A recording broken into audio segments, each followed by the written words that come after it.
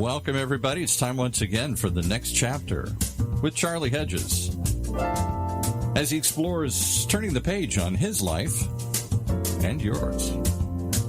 Hey, Charlie. Hey, Paul. How you doing today? I'm doing good today here. The sun's coming out, and I'm trying to be positive. You're trying to be positive. Does that mean it's a difficult choice? Well, we're going through difficult times, but I'm trying to learn from what you and Terry talked about in your last show. Find sacred in the ordinary moments here and reach out to people. Don't just sit back alone and think the world's coming to an end here.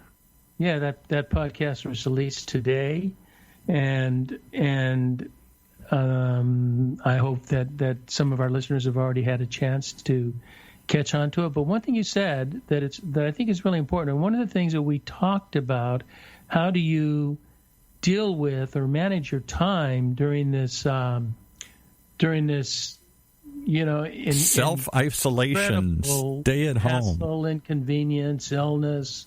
Yeah. And one of the things that we should do, that we talked about doing, is calling friends.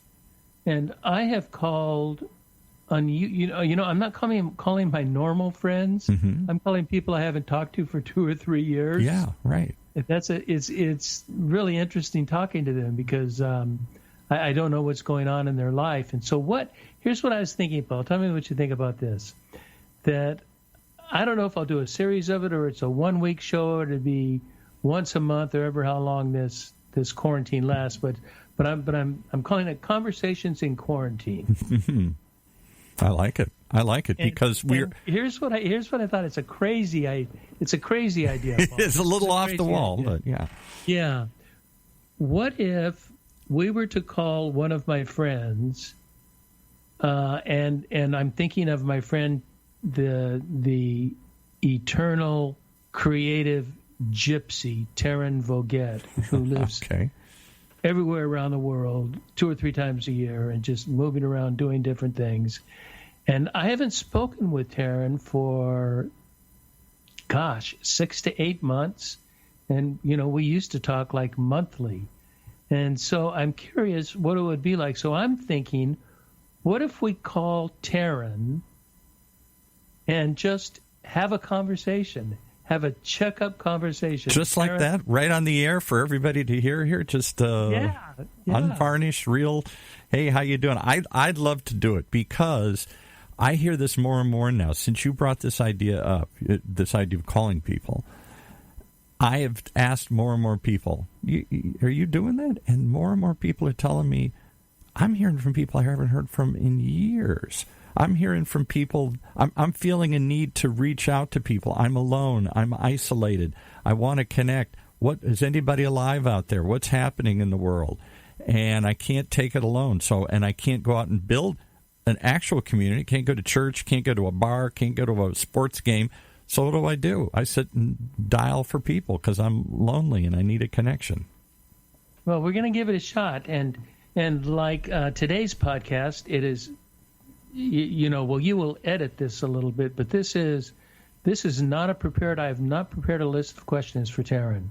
It will truly be a conversation, and that she and I can have long conversations. You always mention that. You say, and I've always found that interesting because most people I know don't have long conversations anymore. Quick conversations on the phone. Hi, how are you? Coming over. Good. See you soon.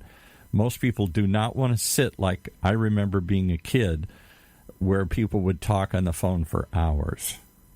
Oh, I know. When you were a kid, you did talk on the phone for hours. And we had party lines. You did? Did you ever? I never had one of those. Yes. I know of them. Yes, we had a major one. Then we got the exclusive 4-person party line, and we finally got our own line. But I don't really recall how we managed the party line. It was the number of rings. Different people would pick up on different numbers of rings. Right. I just remember having a phone. We only had one phone in the house, like most people, and I would tie it up.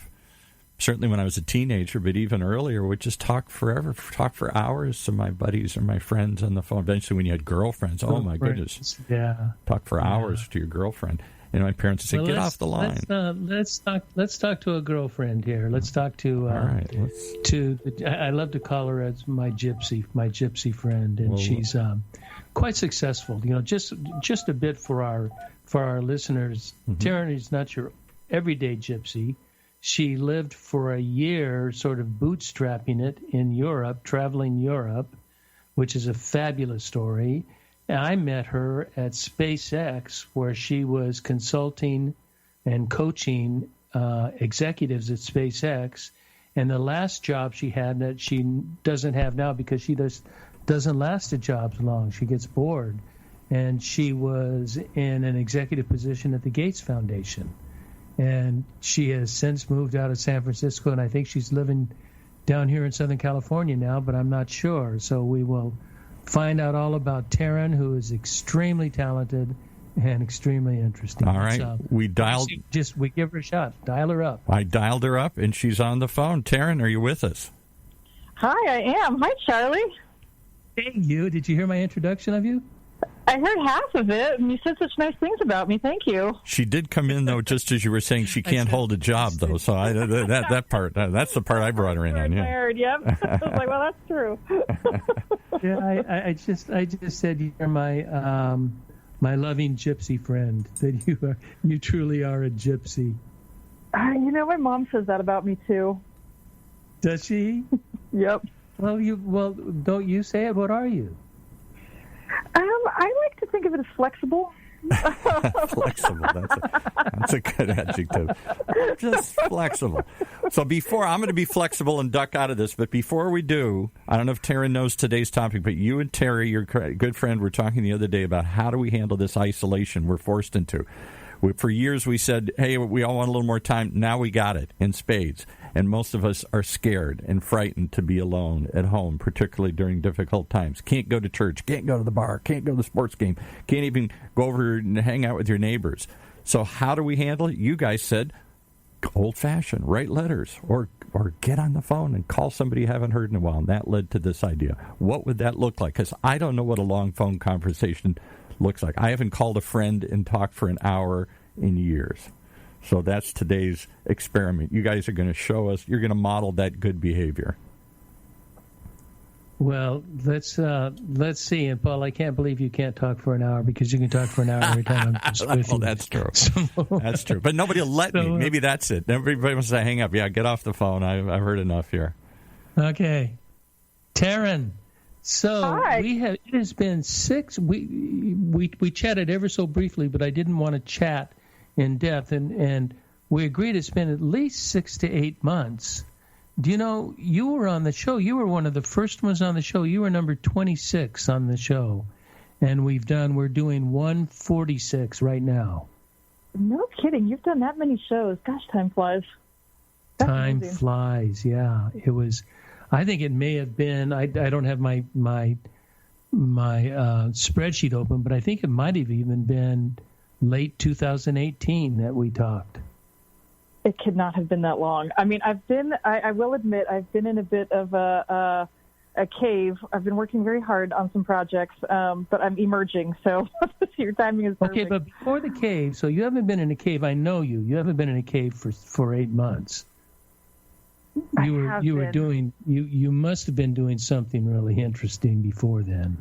Well, I can't remember the last time we spoke, but I'll get you caught up. It was a little over a year ago, I'd say January last year, that a colleague of mine... January of 19? 19, yep, so a little over a year ago, said, hey, would you be interested in doing some consulting projects at Kiva? And Kiva, a lot of people know Kiva. It's a nonprofit that is best known for doing microloans in over 85 countries around the world. Right. And if you don't know what a microloan is, where you and I might take out a $20,000 loan to start a business or buy a car, in a lot of developing countries, $50 will buy you something to get a business going, or $100 or $500. And so the idea is that by lending small amounts of money, you can really help entrepreneurs get their business going or help them pay for supplies or medical or college or whatever. And so the loan amounts are typically very small. They're called microloans. And the way the platform works is that people like you and me, just Joe and Jane public, goes and makes loans in $25 increments to people around the world, and you get paid back. They're just at 0% interest that you lend at. So that's how Kiva's been known. It was one of Oprah's favorite things. It's a really well-known nonprofit. And so anyway, a colleague of mine went there, asked me to come do some consulting, which I thought I'd stay for 3 months, and they kept asking me to do more and more interesting projects. And here I am, a little over a year later, just about to wrap up the last of the projects they asked me to do. So it's been intense, man. Small companies are interesting. I mean, Kiva's about 120 employees. And the smaller the company, the harder you have to work because there's not big staffs to do things. You end up doing it all. So I've been just in a cave busy. Oh, I know. I'm in a staff in the United States that has 6 people, and one in Uganda that has 6 people, and so you are caught doing all the work. Mm-hmm. Not all the work. I mean, everybody's really fantastic. It's just you're doing much more work than you would normally do. But one thing that's really interesting, that the listeners may find interesting, isn't it with microloans, they're the lowest default of any loan out there, that they get paid back at like a 98% rate or something like that? Am I right on that, or? You are right. And the repayment rate sort of varies amongst the demographic, but on average, it's about a 96.5% repayment rate. Mm-hmm. Yeah, and what's an average loan, do you know? I don't know what the stats are on the average. Again, it depends on the country and the region and the demographic. I think it's around $500 is the average loan. Oh, no. I mean, what's the average rate of default on loans that are made in the United States? I mean, in the U.S., someone just told me that number. I want to say it's higher than you. I mean, it's like the default rate is like 20%. It's high. Oh my goodness! Yeah. So yeah. we're so now you told me you were doing some fun things like skiing too, right? Oh, I did. I made 2019 my year to get in shape, and so I hired a trainer. I've been to the gym. I've been really good. My sister called me in, I want to say it was September, October, and said, hey, I want to do a big blowout for my 40th birthday. Let's go skiing in Chamonix, France. And for those skiing enthusiasts, Chamonix, France is considered like hard skiing. It's just sort of steep and hard and just really good snow and good place to ski. And so I was like, all right. So I ended up upping my training regime and getting myself in extra good ski shape. And she and I went skiing for a week in Chamonix in January. It was the most glorious week. It was sunny every day. The snow was flawless. We had such a good time.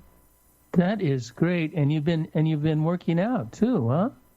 I was all fit. I was doing working out with my trainer. I was going to Soul Cycle, and then everything got shut down. What has it been? A month ago now. And so I'm just trying to figure out. I worked so hard, and now it's all going away. So I called my trainer, JT, and I love him.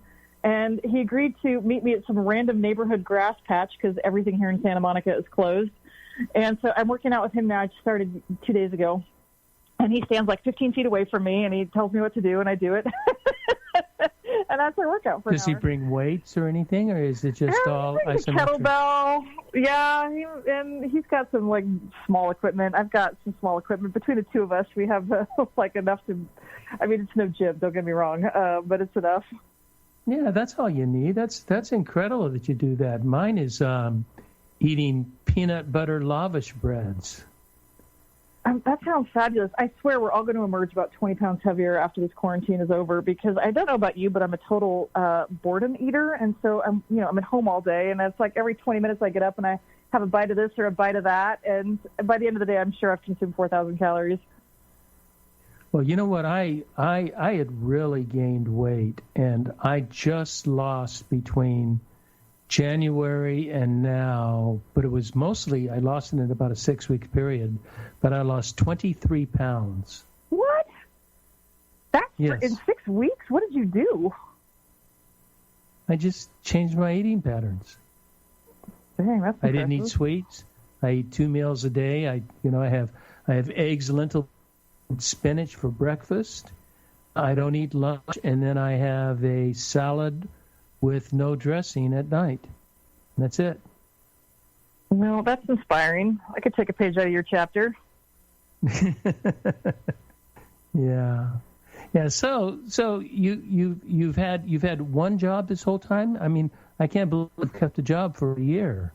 And it's so not like me. I'm not a good full-time employee, and I'm still technically a consultant. It's been one organization, but about 10 different jobs. The latest one's been somewhat of the most, I wouldn't say it's the most interesting.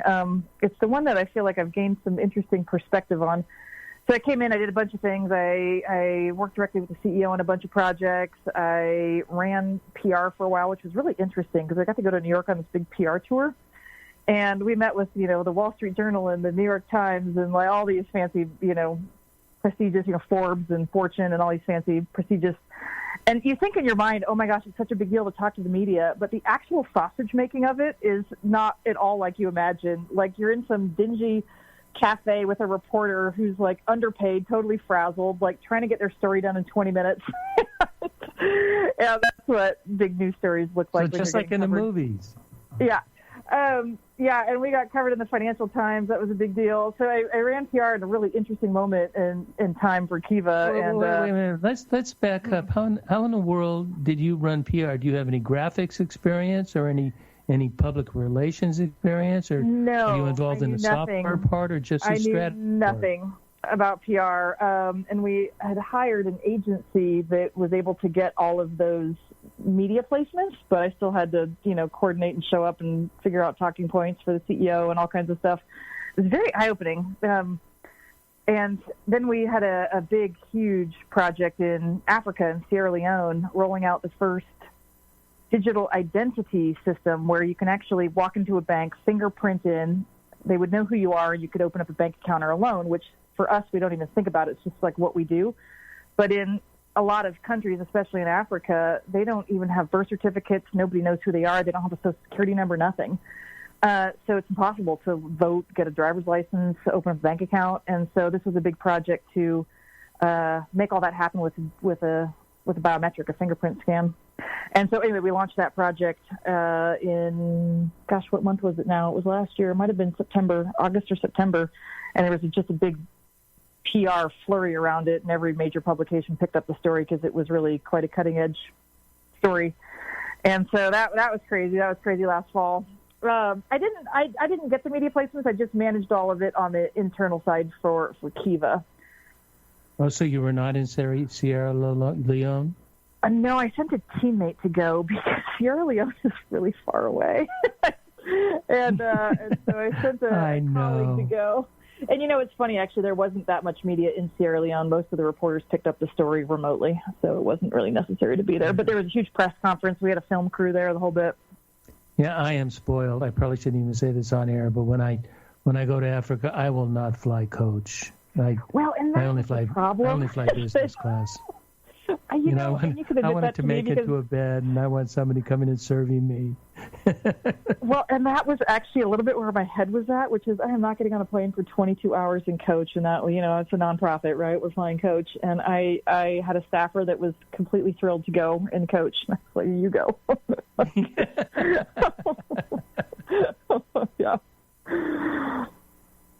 Yeah. So what are you learning these days besides PR? Yeah, so that was just a brief stint. There was sort of an interesting twist of events at Kiva, and a key executive left, and they asked me if I wouldn't mind running HR and facilities for a while. And Wait a minute. Yeah. You went in doing what? I went in doing some just consulting projects, just a variety of things, like 4 or 5 different small projects that they needed help with. And then the CEO and I got along really well, and he said, hey, would you come help me run a bunch of other projects? And then the head of PR left, and he's like, oh, my God, would you mind stepping in to do PR? And this is how the year went. It was a whole bunch of, people leaving or stuff getting shifted around, and Taryn, could you just do it?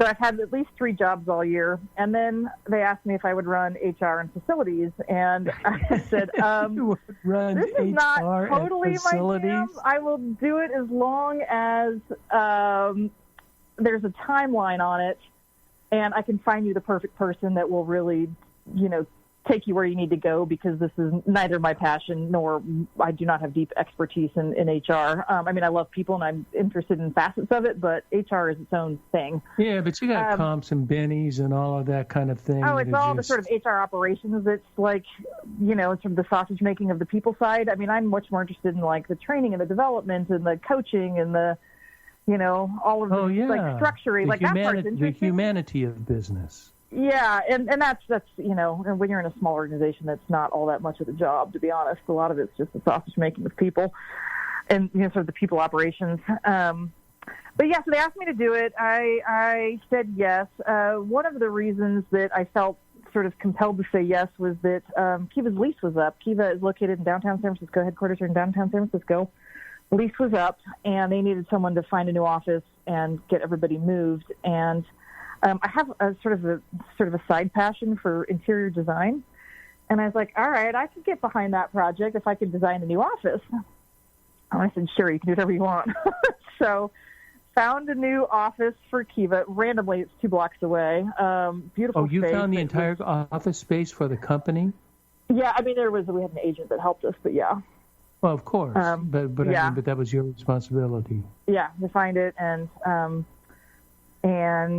part of the reason we needed to, well, the lease was up, but we also wanted to move because the space was just not the right space for us. It was too expensive. It just was too big for what we needed. So found actually a much nicer space for way less money, 2 blocks away. And I got to do kind of a fun project, which is design the space. I hired a designer and designed what I think the way an office should be designed, given the constraints that I had, which was, budget. Obviously it's a nonprofit. I wasn't working on, Gates Foundation budget. And designed a really cool office. And the funny thing is, it was all set to open last Monday, and of course that didn't happen. So I have a brand new, beautiful office sitting utterly empty at the moment. Is it? Did you design it in the WeWork sort of model of all the standing and open space, or is it an office space?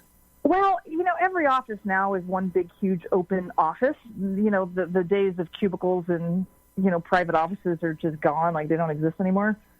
So it's a big open space, but I've never been a huge fan of big open spaces because I think they're really hard to work in. So I got to add all of the things that I think make an open space work, which is phone booths and meeting pods and privacy lounges and spaces where you can go actually like think and be quiet. As well as communal spaces, like design the coolest kitchen with, cool sort of Starbucks-style seating and all kinds of cool things, and did it on, like, a total budget, but it looks fantastic.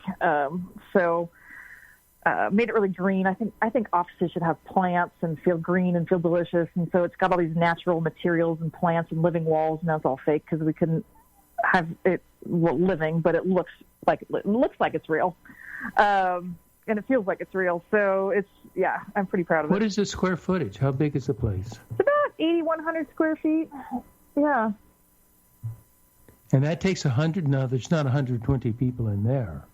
No. So, funny enough, Kiva's actually got offices all over the place. A big one in Portland, one in New York, a couple around the world, and a lot of remote staff. But the truth of the matter is there's about 70 people in San Francisco, but I've been doing the math, and on any given day there's about 40 in the office. People are traveling, they're remote, they're in meetings, they're working from home, whatever it is. So I designed an office to fit about 40 people. Oh, 81 square feet will handle 4 people? Or 40 people? It'll handle more than that, but I only put 40 desks in. Yep. Oh. Mm-hmm. That sounds like my desired house for a single person. 8,100 square feet? Yeah, I like big rooms. I've always said I don't need a big space. I need a perfectly designed space. And so, because you can have a big space that's not well designed and it just doesn't feel cozy. Right. So you really are, somebody the other day, and I declined the description, but says, you're really a Renaissance man. And I said, no, I'm just curious. And so, and I get bored easily, but you really are a Renaissance woman. You have so many talents. It just seems anytime anybody asks you to do anything, oh yeah, I can do that. And then what do? You go off the computer and look it up and see how to do it. No, not usually. Usually it's like just obvious. It's so funny. I know the CEO asked me that. I was like, I can do anything except for like physics and science, but anything else I can do. So just let me know what you need. Yeah, you know. Yeah, and you're really good at accounting because you're an SAP specialist too. I do know SAP, and I know all the big ones: SAP, Oracle. Yeah. You know, it's funny when I started my career, I worked for Accenture, a consulting firm, and you just sort of get thrown into these projects, and you have to figure it out. And I think that it's just really young. You just walk into a situation you know nothing about, an industry you know nothing about, a client you really know nothing about, and you have about a week to figure it out. And so I just built this muscle of like, oh, that's how you do it. You just ask them questions, you figure it out, and it's like not that difficult. I mean, most things in business are just not that difficult. You know, I read once, yeah. my wife at one time was a career counselor, and she had found a statement, I think, out of Harvard Business Review or something that the average business job in America can be learned in 90 days. I totally believe that. Yeah, and we got these kids doing these stupid degrees and I'm sorry, kids, but kids, you know, 25-year-olds going to business school and college, and I think it's such a waste of time. You know, when they should be doing liberal arts education and learning how to think and learning philosophy and literature and languages. It carries them so much further in life. I got an undergraduate degree in business. I went to Georgetown, as you know, and I got an undergraduate degree in business. I was a finance and management double major, and I'll tell you what you learn in that program. You learn how to work with people because every single class has group projects that require you to collaborate and deliver something together. And you learn how to use tools like Excel and PowerPoint. I mean, you actually do learn useful business skills. Oh, did you? Oh, okay. So maybe I felt like I did. Back. Well, I won't take it back, but I will reconsider it somewhat because I really do believe that we do miss out in the liberal arts education. Well, I don't disagree with you there. Yeah. So anyway, to finish answering your question, I now run HR and facilities, but we're actively hiring my replacement because I said I will see you through the office move, which was supposed to happen last week. It's now empty, but in theory, we could move in. And it's been really fascinating to run a people team in these times, especially the last month. So I feel like I've learned a lot, actually. So I guess I'm not like upset about it. I mean, I don't really like having a full-time job, but I've learned a lot, so that's been good. So what are you doing? What kind of tools are you using now in this time where everybody is sequestered? Well, you know, the truth is I was in utter denial about this whole situation until about Sunday. And I realized, and I realized, oh my God, they're serious. So luckily I have some colleagues that have been taking this more seriously than me. I mean, we had to evacuate staff out of 10 different foreign countries, and we made it, some of our staff made it on the last flight out before borders shut down. Yeah, borders are shutting down in Africa. Yeah. Now. Yeah. We had 2 staff members in Honduras that were literally on the last flight back to the U.S., and so, I mean, there's just been some crazy things. You know, the thing that's been interesting about the situation on the business front is that the situation keeps changing daily, and so it's really hard to know what to do or what to plan. And so, obviously, I don't know, whatever it was, 2, 3, 4 weeks ago, we sent everybody home, so no one could come into the office, any of our offices around the world. So it was mandatory work from home for all our locations, all our staff. And you know, now everyone's got their kids at home, and so they're trying to work from home with kids. One of our attorneys has 4 kids, and his wife is an ER doctor. So he's an attorney trying to keep a business with 4 small kids at home and no wife around to help. And so, I mean, that's... Oh, he's a single dad? Well, he's not. I mean, he's married, but during the day he's a single dad trying to manage because she's at the office. Because she's at the ER, being, the ER doctor. Oh, the ER. Oh, I missed that. I'm sorry. Yeah. Yeah, and so, so we've got sort of that on one extreme. We've got younger staff members that have 3 and 4 roommates and nowhere to actually have a Zoom call or a conference call. I mean, it's been really hectic. No one's really gotten the groove of it yet, trying to figure out, how do you work from home with all these distractions. And, you know, my team is people, and when you're a people person and you're at home by yourself all day, it's not good for your sanity. So I've got, people that are struggling emotionally. So, I mean, it's just really, everyone's having such a different experience working from home. But, I mean, we're another 8-10 weeks in, I think, to a whole work from home scenario, and everyone's just trying to figure out how to do it. What I think has been interesting, though, in this is that a lot of companies have allowed flexible work, and there have been sort of more and more so over the last couple of years. But this feels like it just tipped everybody right over the edge in terms of really making working from home the new way we're going to start doing things. And coming to the office will be the special thing, not the expected thing. So I think it's really going to change the whole landscape of work. Oh yeah, we had a show that we did last week, and then we couldn't tape it because I remotely got a new microphone and I didn't set it up correctly, and it was sort of inaudible, so we have to redo the show. But we talked about the changes that are going to come to place as a result of this sheltering in place, and remote working is one of the first things that came to place, and a whole lot more virtual. Yet we, what I think we're discovering as well is that while we can do more work at home, there still really is a need, like what you said as a people person, there's a need for connectivity. We just cannot do without face-to-face. And, I don't know if we'll ever hug again, but, the human touch, there is something so important about that I can see people who are really in need of that, the extroverted kind of person that really needs people. This could be an extremely difficult time. Yeah, it is. So I went for a walk, and I went walking around my neighborhood this morning, as I do, because what else am I going to do? And it's like the most uncomfortable feeling when you're walking down a sidewalk and someone's coming towards you, most likely with a dog, and they will leave the sidewalk, go on the street, walk around you, and then get back on the sidewalk. Like, it makes me feel like I'm some social pariah. And it's like not good for my ego, and yet they're doing it for their safety and mine. Like, obviously I understand that, and yet the feeling in the moment is, oh my God, this person is trying to avoid me. What did I am I that horrible? It's like, it's so not the way we're wired. In training, I look good. I know. See my biceps? Yeah, I know. It's so awkward. I am. Yeah. What we're finding is that we do a daily walk around the neighborhood, and we do that, but I would say 20% of the people or so, at a 12-foot distance, we have a conversation. And we've had 15-minute conversations because people are dying to talk to somebody other than the people they're living with.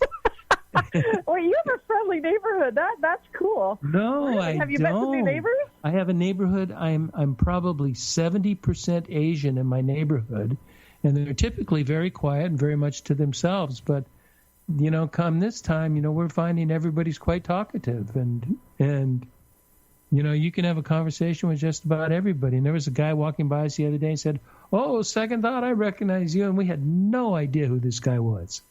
No idea, but we had a 5 or 10 minute conversation with him. So be ready. That's your next step, is that after you do your 10-foot, then you have a conversation. Wow. So do you feel like you're going to have some new neighborhood friends, or is it just like a one-time thing? Are you kidding?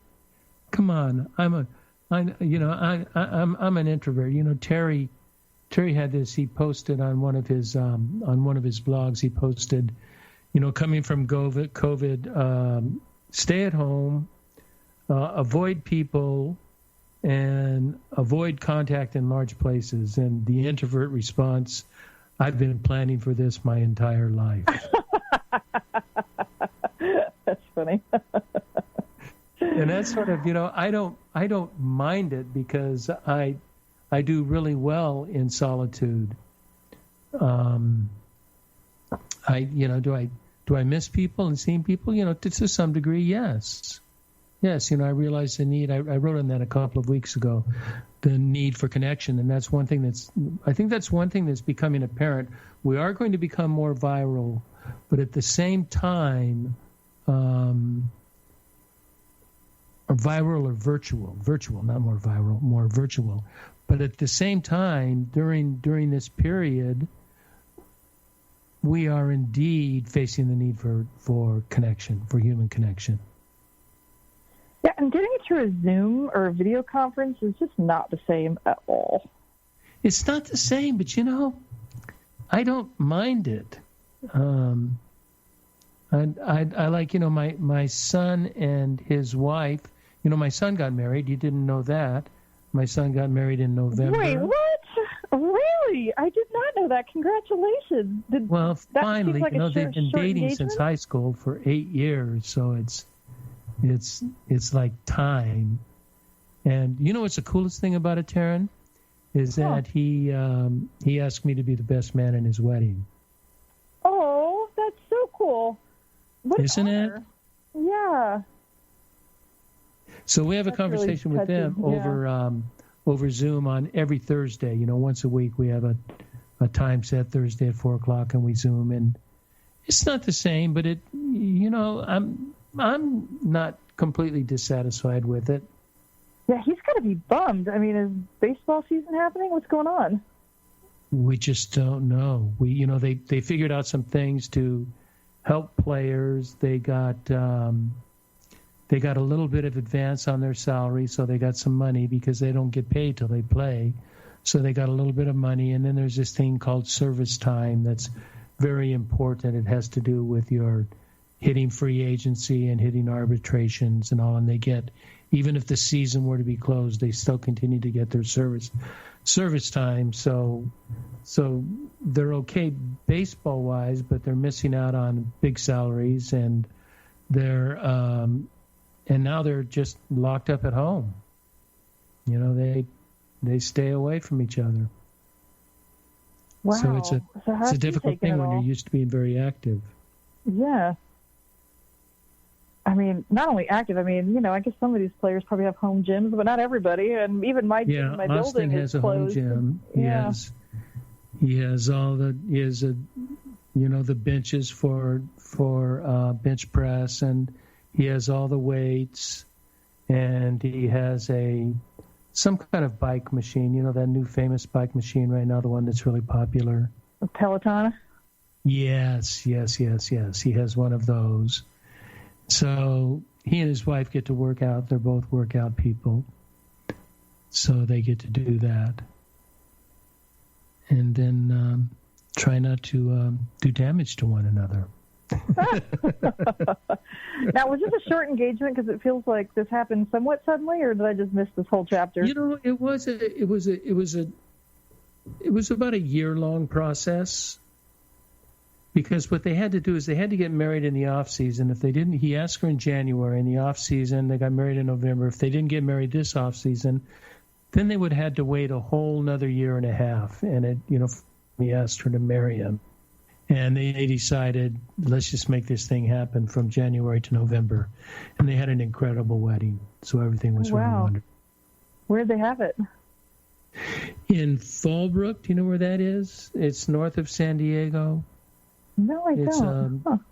It's a kind of a peaceful little place, and they had it at a wedding venue, and it was just really quite beautiful, quite nice. Gorgeous. Very well done. Congratulations. Yeah. So I'm curious about, why do you think it is that you are so gypsy? Is it because you are a Renaissance woman? I mean, you really, Taryn, you really are gypsy. I mean, you're living in San Francisco now, right? No, I'm in Santa Monica. So you're still in Santa Monica. That's where I knew you were. But Kiva's in San Francisco, so I work from home sometimes, and I go up there sometimes. So it's I travel up there, usually like a week or two a month. But so I've been doing that since I started at Kiva. Yep. So I've been traveling a lot. I don't know. I guess some part of my soul just likes to be in different places. I'm not really good at rooting into any one place very well, whether it's a physical location or a company or a thing. And I get, I don't know if bored's the right word, but it feels like I've done it, And after I feel like I've done it, I'm ready for the next thing. And I think the done it part is like I've mastered it enough, and now just staying on. Like, I suck at maintenance. Like, you want me on a project that needs to be built. You don't want me on maintenance. Like, I suck at maintenance. So I don't know. I'm just someone that likes to build new things, and that's just how I'm wired. I don't know why I'm such a gypsy. I guess that's why. You know, I'm not a gypsy because you're a locale gypsy. I mean, you change locations. I don't change locations as much, but I do change my goals and my desires for things. Like when I was painting, I taught myself to paint, that, and I painted for about 6 years, and I realized that I couldn't go on what I was doing unless I really began studying and really tried to pursue, using your word, of mastering it. I was quite good at it. There were, a lot of my paintings were junk, or a handful that are pretty decent, but I lost desire, and it just, I had no desire to become a master at it, which would have then consumed all of my time. All of my time would have been painting and drawing, and I don't have time to spend all of my time on one thing. I've got too many things that I'm working on, or too many things that I'm looking at. Well, I understand that, because I do think that a certain mastery requires a level of focus that's all-consuming. And unless you're really, really passionate about it, it's hard to find that kind of time, or to decide to spend all of your time on that thing. Yeah, both of those, to find the time, and then the desire to spend all of your time on that one thing. And is that what they call the jack of all trades kind of person?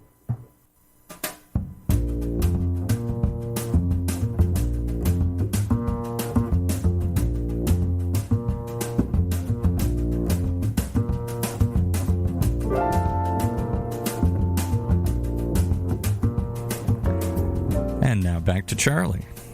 Hey, this is Charlie Hedges on the Next Chapter with Charlie, and we're having our quarantine conversations, and my first one is with my dear, dear friend Taryn Voget, who is a Renaissance woman, in colloquial that's Gypsy, but she's done so many different things. And one of the things Taryn has done, as you listen to the first half of the podcast, you could see the extent of her corporate activities, but she has an idea of genius that we talked about maybe over a year ago, and I think that's worthy of rehearsing. Talk to me about your concept of genius, Taryn. Well, my concept of genius, it's really evolved over time, but the way I've really come to understand genius is it's when a number of different things come together, but I just taught a class on genius, and the way I said, the name of the class was Genius is a Verb. People think genius is a noun, like, oh, she's a genius, or oh, he's a genius, or oh, that's genius. But really, I think the better way to think about genius is that, oh, he's geniusing, or oh, she's geniusing. It really is a verb. And the reason I say that is because genius is ultimately it's about focus. It's about focusing on something to the extent that you're great at it. Or genius at it. And then those moments, or those epiphanies, or those ahas, or the brilliant ideas, those come as part of the process of geniusing. But I love Michelangelo, the famous sculptor and painter. He has the best quote. I use it all the time. And he said, if people knew how much work this was, they wouldn't call it genius. And he said that he was painting the Sistine Chapel, right? I was like, oh my God, that's so true. If people knew how much work it was, you wouldn't call it genius. And I think that's such the true thought about genius. I mean, you look at anybody, whether, the great geniuses of our times, like the Elon Musks. I mean, these are people that are so focused on the thing. So there's two connotations then of genius. Would you say? How would an Elon Musk fit in this definition? Well, so if I go back to genius as a verb, right, and you got to think, well, then what are you doing when you're geniusing? And what you're doing when you're geniusing is a couple of things. Is you're operating from some level of passion. You're excited about the thing. And, in Elon's case, he's excited about electric cars and rocket ships and engineering. And in other people's cases, they're passionate about painting or dancing or accounting or whatever the thing is, right? There's some level of passion. And then the second part of it when you're geniusing is there's all these components of what I would call strategy, right? Like you're good at strategy, and strategy has sort of subcomponents under it. You're thinking about it in a way that maybe someone else isn't, that is unique to you. My sister, for example, is a really quite a genius baker, and she's got a bake shop. And the way she thinks about it is she's operating from goals around baking that are just so interesting, like she wants her croissants to be artisan looking. She doesn't want them to look all uniform. She wants them to look homemade, but like they just came out of a French oven, and so she's just operating from sort of her own set of goals for what she wants something to be that are different than most other people's. And so then there's a whole sort of bunch of other things around, like I've noticed patterns of genius and sort of other pieces of strategy, which we've got into in another show. People can go back and listen to that. But then I think the third part of it is that when you're operating from passion and you're doing all the things that sort of are the patterns of genius that come intuitively, then the third part is you have those moments where you're really channeling something higher than yourself. You're sort of opening yourself up to something bigger, an idea to come through, an aha moment. Or like when you're painting, you're really letting something move through you, and that really is another component of genius. And so the way I have come to really understand genius is that, how you those prisms, like, when you see a prism, like a glass prism? Yes, and yes. When the sunlight shines through it, it can often be enough power to create a fire because it's focusing a ton of energy from the sun into a laser-like focus. Right. That's really quite strong. And I think that's such a great visual for what I think that the act of geniusing is that we're the prism. We're taking the infinite creative potential of the universe, and we're focusing it like a laser light through us. Like we are the prism, and our excitement is what creates the laser, right? And that's how I've come to think about genius. And so, like, you look at Elon Musk as such a great example of genius. He was considered crazy for the early part of his career with electric cars. He's almost failed a number of times. No one thought he was a genius with electric cars up until the stock price hit, $850 a share recently. And then all of a sudden now he's a genius. And what I would say is he only a genius when the cars are selling, or was he a genius when he came up with the idea and nobody believed him? But the problem is, as a society, we're actually really terrible at recognizing genius in the early stages. So, he's been genius. Yeah, look at the writers. Yeah. Look at the genius writers that never became famous until they died. Yeah, and at what point were they a genius? Long before we recognized it, but they were geniusing all along. Absolutely, right? Absolutely, mm-hmm. Yeah. So yeah, you know what it sounds like, Taryn? It sounds like it's something about an intentional and conscious to access yourself and your own beliefs rather than believing in the beliefs of society and the beliefs of culture, and truly the boundaries, and dare I use the word now, the quarantine. We quarantine our brain into thinking that croissants need to look a certain way, or the biscuits need to look a certain way rather than creatively. And interestingly, which she had to break a boundary, she had to break a barrier in order to do that. And that gives an opportunity to make genius a verb, is when, a man named Alan Jones once said, we all have secondhand beliefs because we believe what's been told us to believe rather than search ourselves and investigate ourselves and search literature and find out what we really do believe ourselves, that it is our system. It doesn't have to be in line with anybody else's system. Would you think that has to do with genius? Well, I think that those are there are people that have really pushed us to the next level in terms of inventions, or in terms of art or something, right? I mean, you look at who invented the first airplanes or the first microchips, or, some famous artists that have really pushed the edge. So I think sometimes genius is about really pushing the edge to something new. But I love the idea of the everyday genius, the people that are the most fantastic servers at a restaurant you've ever experience. They've just got sort of a genius way about serving you, or a local chef that is just a genius at what they do in their craft. And so I think that there are geniuses that push us to a whole new height, but there's also those that are just so exceptional at the day-to-day, and they're really the everyday genius. Oh, I like the term everyday genius. So there really is, in a sense, there's the traditional sense of genius, but you're talking about genius in an everyday way that all of us have access to. And all of us do in some way. When we're operating from a place of passion and excitement and joy, and we're focused and we care about something, like that is the energy of genius. It just may take us a while to reach a level of mastery, but you're geniusing all along. If that makes sense. So right? is this what you were doing now? Is it you were geniusing? And you're trying to hide your gypsy self under the guise of a genius?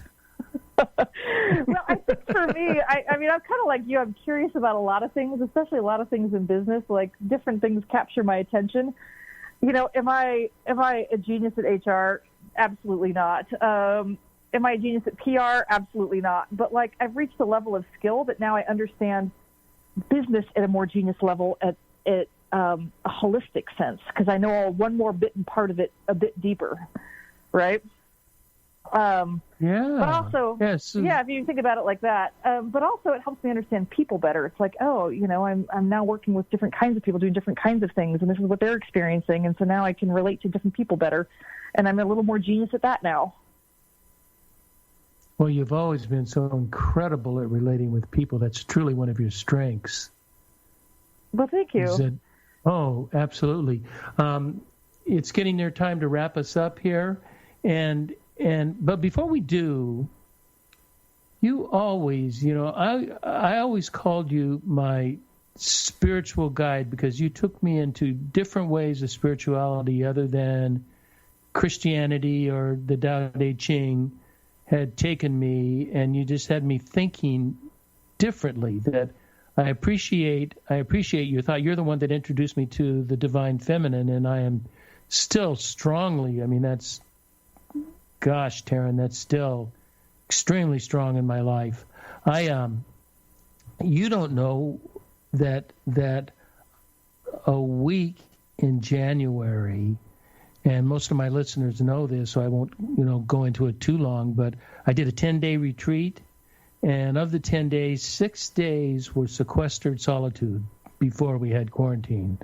But I was in Hilo, Hawaii, and I was confined to a cabin and an 8-square-foot area out in front of me, and I was not allowed to leave except to pee and get a glass of water, and they would bring meals to me, and you could have no books, no computers, no phones. You could have a written journal. And that was really a time, I'm telling you, I had visions, Taryn. Not plural, I had one. That was a genuine vision, that just was getting into the deeper part of myself. And the divine feminine really played a strong role in that, and that was much to your credit of bringing her. She had visited me, and you just named it for me. That really helped me. So, what is your spiritual path like right now? God, by the way, thank you for sharing that. I didn't know you went to Hawaii, and that's amazing. What's interesting about the divine feminine is we all carry both the divine masculine and the divine feminine within us. Some are right. Just expressed or stronger at different moments or times or in our gender. What's interesting about the divine feminine is that the divine feminine is about being, not doing. So a 10-day retreat is a very divine feminine retreat where you're just being, you're not doing. So it would make a lot of sense that energy would be very present within you as you're just sitting there being. Now, if you look at what's going on right now in the world, we're all just having to sit and be and not do. So the divine feminine is very present on this planet, as we're all sitting around, with not so much to do and yet just be. And it's uncomfortable for people because we don't have that energy as such a familiar one in our daily lives. And so this is the divine feminine reminding us what it feels like to be, and a lot of us don't know how to do that. So I find it somewhat interesting. I also think the Divine Feminine is very present in cleaning up this planet. I'm looking around LA and there's no smog. It's beautiful out. Like I saw pictures of Delhi, India today, and it's absolutely crystal clear air because no one's driving in Delhi, India. So Divine Feminine has a plan, and here we are living inside her plan. But to answer your question, what is my spiritual practice? It's that's a great question. I haven't really thought about that. I think I've been so busy doing, I haven't really thought a lot about my spiritual practice. Really? No kidding. Yeah. So much for my spiritual director. Masculine energy. But what I think is that it's gotten to a point in my life where a lot of these things have gotten quite integrated, so that the spiritual aspect in my life and my business aspects are in some ways all kind of one. And it plays out in such interesting ways, like designing a new office. I mean, I design it with all of my spiritual principles at play.